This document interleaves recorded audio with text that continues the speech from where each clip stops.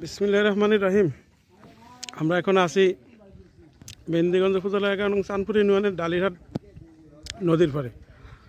আপনারা দেখছেন এখানে একটি কর্মযজ্ঞ চলতেছে, জিও ব্যাগ নামানো হইতেছে। এই যে জাহাজ ভর্তি জিও ব্যাগ। এই প্রকল্পটি মূলত অ্যাডভোকেট এম হেলালুদ্দিন হেলাল ভাইয়ের ঐকান্তিক প্রচেষ্টায় পাশ হয়েছে। সব ঠিকঠাক থাকলে অতি দ্রুত আগামী শুক্রবারের মধ্যে কাজ শুরু হবে। আপনারা দেখছেন যে জাহাজ থেকে জিও ব্যাগ নামানো হচ্ছে। আসলে অ্যাডভোকেট এম হেলালুদ্দিন হেলাল ভাই কাজে বিশ্বাসী, গাল গল্পে বিশ্বাসী না। আপনারা দেখছেন মেহেন্দিগঞ্জের বিভিন্ন পয়েন্টে অনেকগুলো নদী ভাঙ্গন প্রকল্প প্রতিরোধের কাজ শেষ হয়েছে এবং 5টি কাজ চলমান হয়েছে।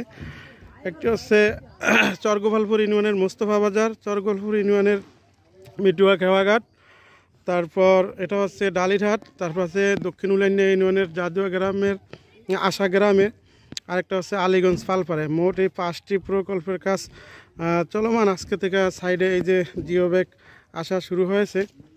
আপনারা দেখছেন এটা আসলে এই যে ডালিরহাট খালের মুখ।